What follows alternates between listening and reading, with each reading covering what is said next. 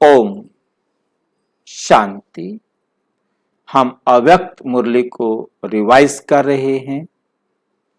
आज की अव्यक्त मुरली है अंतवाहक शरीर द्वारा सेवा। एक नया शरीर आ गया है, अंतवाहक शरीर द्वारा सेवा। ये अंत में तय के बाद विसर्ग लगा दिया, अंत है, इंटरनल। अंत वाला लास्ट वाला नहीं, अंतवाहक शरीर द्वारा सेवा। ये मुरली रिवाइज हो रही है, बाबा ने चलाई थी 11 फरवरी 1971। वाहक ले जाने वाला, कैरियर। एक सेकंड में कितना दूर से दूर जा सकते, एक सेकंड में कितना दूर से दूर जा सकते हो, हिसाब निकाल सकते हो। जैसे मरने के बाद आत्मा एक सेकंड में कहां पहुंच जाए, जहां पहुंचना है, एक सेकंड। यहां से शरीर छोड़ा, सीधा मां के गर्भ में, एक सेकंड। चाहे वो यहीं गुड़गांव के अंदर हो, तो चाहे वो अमेरिका।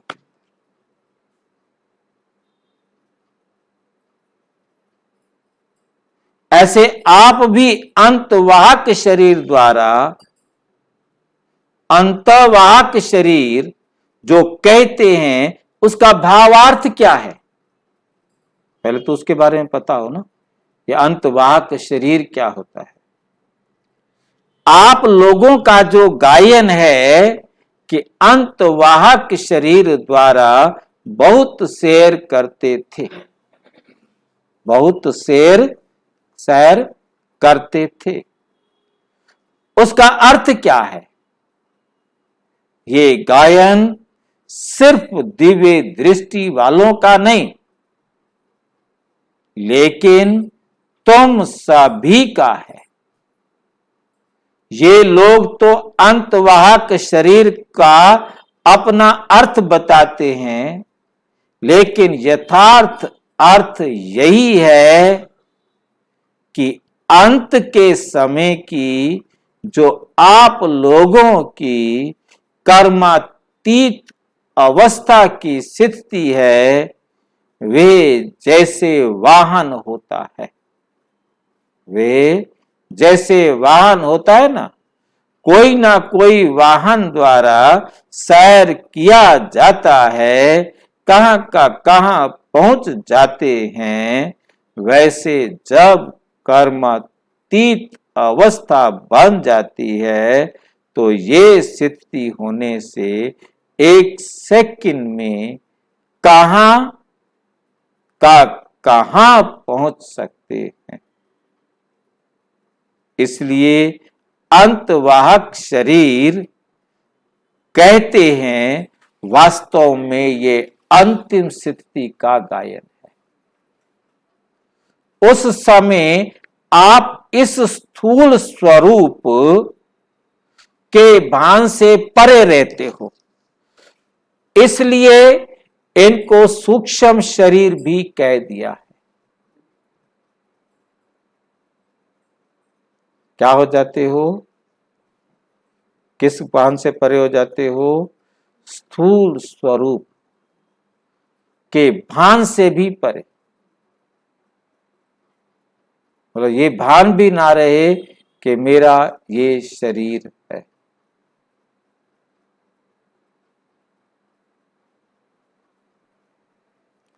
आप इस स्थूल स्वरूप के भान से परे रहते हो, इसलिए इनको सूक्ष्म शरीर भी कह दिया है। जैसे कहावत है, उड़ने वाला घोड़ा। अब घोड़ा कोई उड़ता तो है नहीं ना। तो इस समय के आप सभी के अनुभव की ये बातें हैं जो कहानियों के रूप में बनाई हुई हैं। 1 सेकंड में ऑर्डर किया और यहां से वहां पहुंच, जहां पहुंचा, जहां का ऑर्डर किया यहां पहुंचो तो बस वहां पहुंच जाएगा। ऐसे अपना अनुभव करते हो। जैसे आजकल साइंस भी स्पीड को क्विक करने में लगी हुई है। साइंस भी क्या है, स्पीड को क्विक करने में लगी है। मतलब ऐसी ऐसी मिसाइल बनाई है, मैं देख रहा था, आवाज से भी कई गुना तेज चलती है, आवाज से भी कई गुना तेज। मतलब किसी भी डिफेंस राडार होते हैं ना जो, वो भी उसको नहीं पकड़ सकते। तो इतना मतलब जो है ना,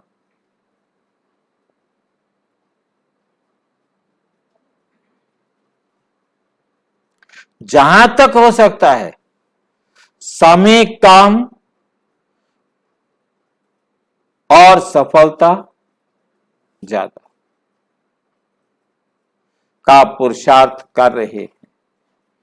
ऐसे ही आप लोगों का पुरुषार्थ भी हर बात में स्पीड को बढ़ाने का चल रहा है। जितनी जितनी जिसकी स्पीड बढ़ेगी उतना ही अपने फाइनल स्टेज के नजदीक पहुंच जाएंगे। स्पीड से स्टेज तक पहुंचे हो, स्पीड से स्टेज तक पहुंचे हो, अपनी स्पीड से स्टेज को परख सकते हो। अभी सभी महान पर्व शिवरात्रि मनाने का प्लान बना रहे हो। फिर नवीनता क्या सोची है? बच्चों ने कहा झंडा लहराएंगे। अपने अपने सेवा केंद्रों पर झंडा भले लहराओ, लेकिन हर आत्मा के दिल पर बाप की प्रत्यक्षता का झंडा लहराओ। काम भी तो टेढ़े दिए ना। तो ये माया का दरबार कह करके हम नहीं करेंगे, कह दिया ना। इतने बड़े बड़े काम दे देता है बाबा, कैसे करें? तो हमने बाबा का कहना मानने को क्या कर दिया, माया के दरवाजे रोक दिया ना। सुनते हुए भी माया आ गई तुरंत।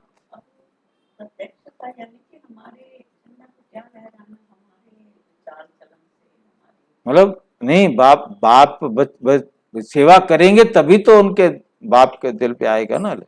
सेवा करो, अपने व्यवहार, अपने आप को चेंज करना, व्यवहार को चेंज करना, सेवा में सारा मनसा वाचा कर्मणा सेवा सारी आ जाती है ना।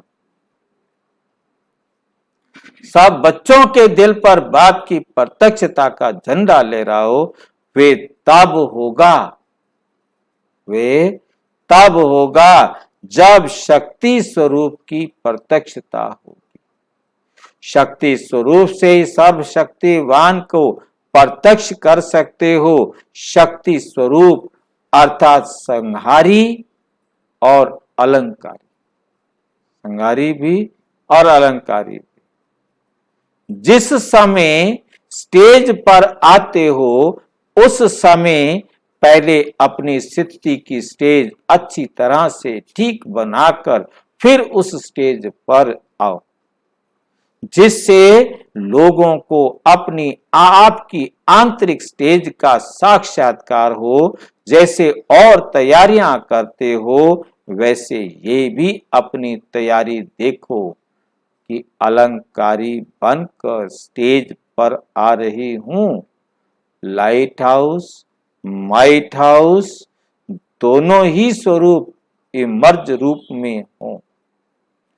जब दोनों स्वरूप होंगे तब ठीक रीति से गाइड बन सकेंगे। आपके बाप शब्द में इतना स्नेह और शक्ति भरी हो। जब आप कहो ना बाप, बाबा, उस बाबा शब्द में इतना प्यार और इतनी शक्ति भरी हुई हो जो ये शब्द ज्ञान अंजन का काम करे, अनाथ को सनाथ बना दे। इस एक शब्द में इतनी शक्ति भरो, इतनी शक्ति भरो, जिस समय स्टेज पर आते हो उस समय की स्थिति एक तो तरस की, दूसरी तरफ कल्याण की भावना, तीसरी तरफ अति स्नेह के शब्द हों।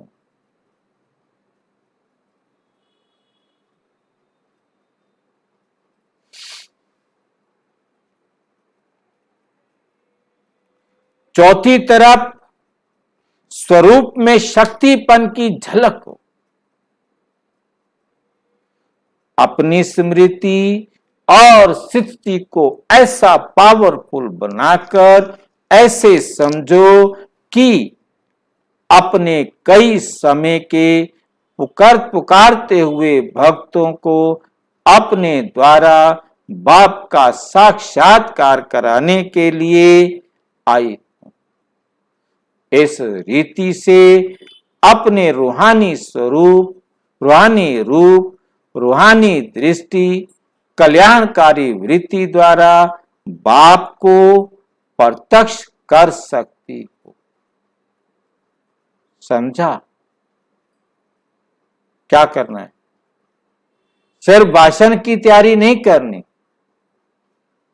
लेकिन भाषण की तैयारी ऐसी करो जो भाषण द्वारा भाषा से भी परे स्थित,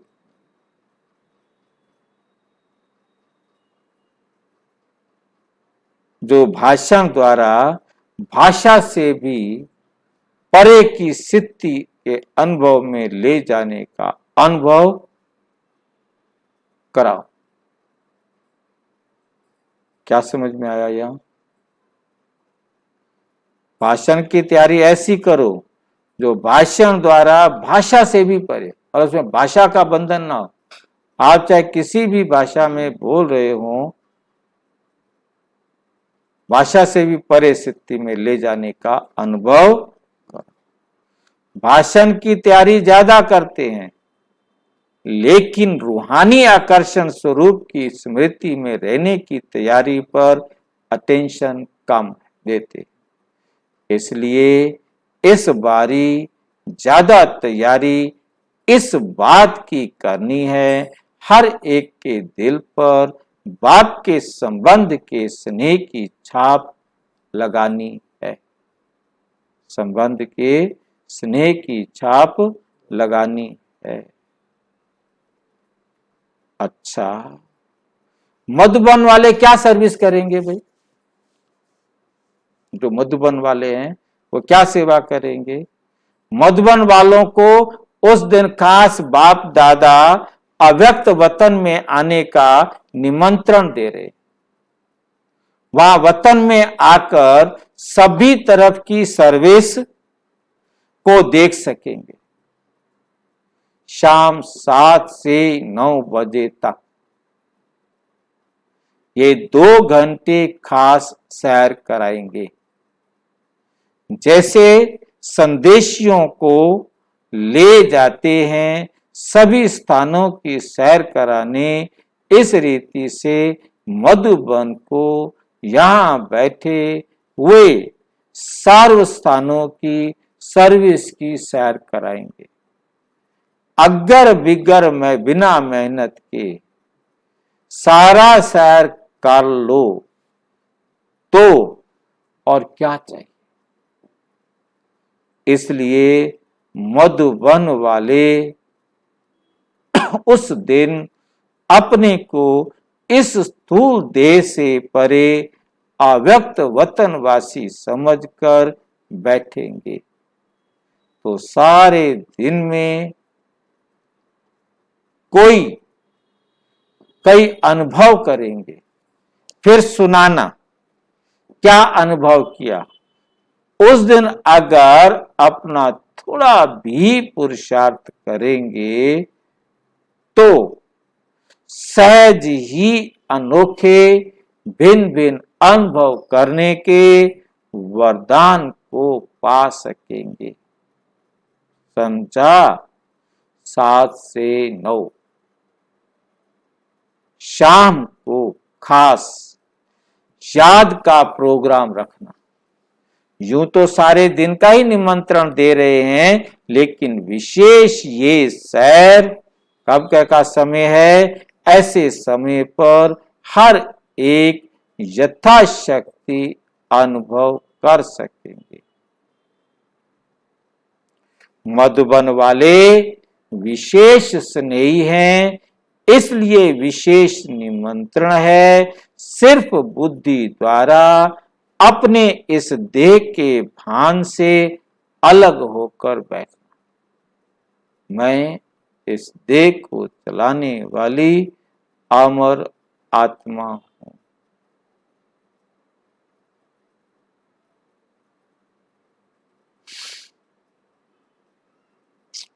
फिर ड्रामा में जो अनुभव होने हैं वो होते रहेंगे। संदेशियों के लिए तो साक्षात्कार कॉमन बात है, लेकिन बुद्धि द्वारा भी ऐसे अनुभव कर सकते हो। बुद्धि के द्वारा भी वहां बैठे बैठे भी अनुभव कर सकते हो। इतना स्पष्ट होगा जैसे इन आंखों से देखा हुआ अनुभव है। अच्छा, टीचर्स के साथ बाप दादा की मुलाकात। इस ग्रुप को कौन सा ग्रुप कहें? स्पीकर ग्रुप अथवा स्पीकर्स अर्थात स्पीच करने वाले। स्पीकर का मतलब स्पीच करने वाले, भाषण करने वाले। स्पीच के साथ स्पीड भी है, क्योंकि स्पीच के साथ साथ कौन सी स्पीड चाहिए? जल्दी जल्दी बोलने वाली। एक हमारा जैनी नेता थे, शरीर छोड़ा उन्होंने, बहुत फास्ट बोलते, हाँ फटाफट, और कहाँ जल्दी जल्दी बोलते हो, कहाँ फिर धीरा हो जाता था। एकदम धीरे, फिर एकदम तेज।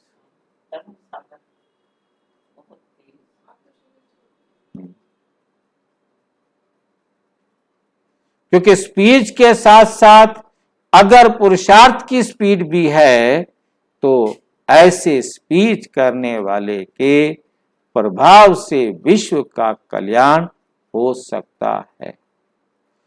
अगर स्पीड के बिना स्पीच है, मतलब अपना सुधार नहीं कर रहे हो, स्पीड कहाँ चाहिए? अपने सुधार में। जितनी स्पीड से अपना सुधार करेंगे उतना कम समय में क्या प्राप्त करेंगे? अधिक लाभ प्राप्त करेंगे। तो ऐसे कहें कि ये स्पीच और स्पीड में चलने वाले ग्रुप है, जिन्हों की स्पीच भी पावरफुल और स्पीड भी पावरफुल है। उनको कहते हैं, क्या कहेंगे उनको? विश्व कल्याणकारी। विश्व कल्याणकारी, मास्टर दुख हरता, सुख करता। तो ऐसे कार्य में लगे हुए हो। जो दुख हरता सुख करता होता है, वो स्वयं इस दुनिया की लहर से भी, दुनिया की इस लहर से भी परे होगा। उन्हों की स्पीच भी दुख की लहर से परे ले जाने वाली होगी। ऐसी स्टेज पर ठहर कर स्पीच करते हो।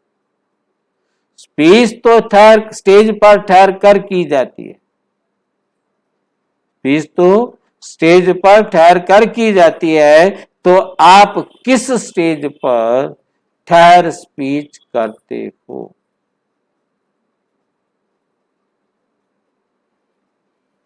स्पीच करते हो जो बाहर की बनी हुई स्टेज होती है उस पर। स्पीकर को जिस समय कोई स्थूल स्टेज पर जाना होता है तो पहले अपनी स्थिति की स्टेज तैयार है व नहीं, ये चेक करता है। ये चेक करता है। ऐसे स्टेज पर ठहर कर स्पीच करने वाले को कहते हैं श्रेष्ठ स्पीकर। जैसे स्थूल स्टेज को तैयार करने के लिए भी कितना समय और परिश्रम करते हैं, ऐसे ही अपनी स्थिति की ऊंची स्टेज को सदैव तैयार रहे, उसके लिए भी इतना ही पुरुषार्थ करते हो। ऐसी पावरफुल स्टेज पर ठहर स्पीच करने वाले का यहां आबू में यादगार है। कौन सा यादगार है आबू में? अचलगढ़ नहीं, दिल वाला मंदिर। वो तो शिव का, वो स्थूल में शिवलिंग दिखाते हैं, शिव का दिखाते हैं अंगूठा। उसने अंगूठा लगाया और सारी धरती को हलचल से रोक दिया, परंतु रुकना तो है ही नहीं, सब कुछ नष्ट होना।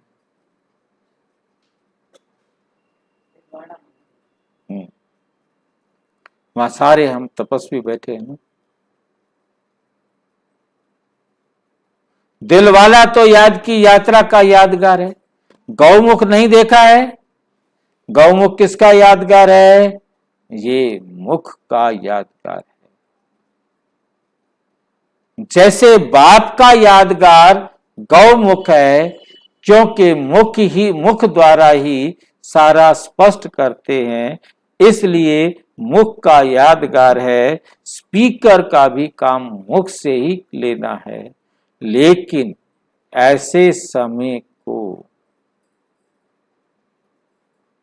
ऐसे जो श्रेष्ठ स्टेज पर ठहर कर स्पीच करते हैं, सदैव एवर रेडी स्टेज हो। ऐसे नहीं कि समय पर तैयार करनी पड़े। एवर रेडी होने से जो प्रभाव होता है वो बहुत अच्छा पड़ता है। इसलिए पूछा कि प्रभावशाली हो। इस ग्रुप को प्रभावशाली ग्रुप कहें, सभी सर्टिफिकेट देंगे। सबने कहा हाँ, अच्छा ग्रुप है, अच्छा ग्रुप है। अगर आप सर्टिफिकेट देते हो तो फिर ये सर्व को सेटिस्फाई करने वाले भी होंगे। सबको आप क्या होंगे? सेटिस्फाई करने वाले भी होंगे। संतुष्ट मणिया तो हो ना? संतुष्ट मणिया तो हो ना? इसमें तो सारे हां करते हो। अगर खुद संतुष्ट मणिया हैं तो औरों को भी क्या करेंगे? संतुष्ट करेंगे। टीचर्स का भी पेपर होता है। कैसे होता है टीचर्स का पेपर? टीचर का पेपर सूक्ष्म वतन से आता है। टीचर का पेपर कहां से आता है? टीचर का पेपर कदम कदम पर होता है। जो भी कदम उठाते हो वो ऐसा ही समझ कर उठाना चाहिए कि पेपर हॉल में बैठकर कदम उठाती हूं, उठा करके बाबा की श्रीमत पर चलती हूं।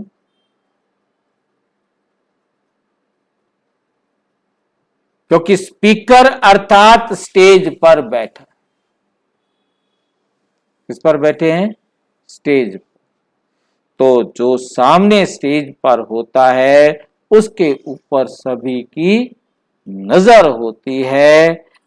आप लोग भी ऊंची स्टेज पर बैठे हो, अनेक आत्माओं की निगाह आप लोगों के कदम पर है। क्या क्या करते हो, कैसे करते हो, हम भी फिर वैसे।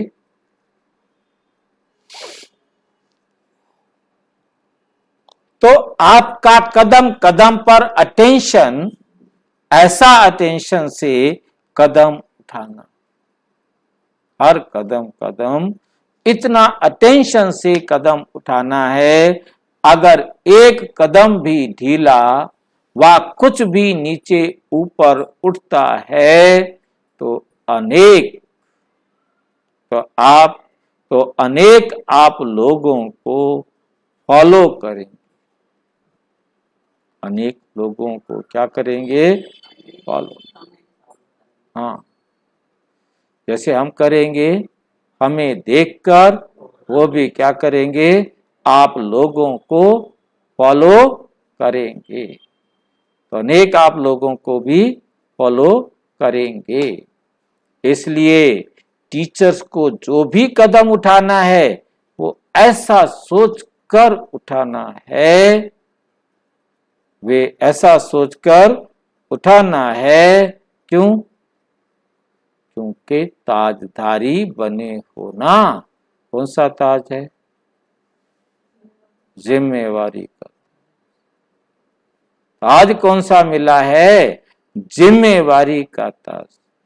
जितनी बड़ी जिम्मेवारी उतना बड़ा ताज। तो जो बड़ी जिम्मेवारी मिली हुई है तो अपने को ऐसे निमित्त बने हुए समझ करके फिर कदम उठाओ। अभी अलबेलापन नहीं, अभी अलबेलापन नहीं। ताज व तख्तधारी बनने के लिए के बाद अलबेलापन समाप्त हो जाता है। अलबेलापन अर्थात पुरुषार्थ में अलबेलापन। इस ग्रुप को सदैव ये समझना चाहिए कि जो कदम व कर्म होता है वो हर कर्म विश्व के लिए एक एग्जाम्पल बन जाता है, बनकर रहे। क्योंकि आप लोगों के इन कर्मों की कहानियों के रूप में यादगार बने। बाद में लोग बैठ क्या करेंगे? कहानियां लिखेंगे। आप लोगों के ये चरित्र गायन योग्य बनेंगे। इतनी जिम्मेवारी समझ करके चलते हो। ये इस जिम्मेवार ग्रुप की विशेषताएं, ये इसकी यज्ञ की जो जिम्मेवारी ली हुई है, इतनी जिम्मेवारी समझकर चलते हो। ये इस जिम्मेवार ग्रुप की विशेषताएं हैं। जो जितना जिम्मेवार उतना ही हल्का, हल्का भी रहेगा। किस बात पर फिर हल्का रहेगा? जिम्मेवारी ली है ना, हल्का कैसे होगा भाई? जिम्मेवारी ले ली है, सिर दर्द होगा, मामला जिसके मत्थे नींद उसी की फिटे, ब्रह्मा बाबा कहते हैं। क्योंकि बाबा की श्री मत पर होंगे तो उनकी बुद्धि में ये स्पष्ट होगा, ये ड्रामा एक्यूरेट है, हूबहू होना है, हर एक ने अपने समय पर तैयार होना है, हमें अपनी सेवा किसने बनना है किसने नहीं बनना है वो उन आत्माओं का तो क्या रहेंगे।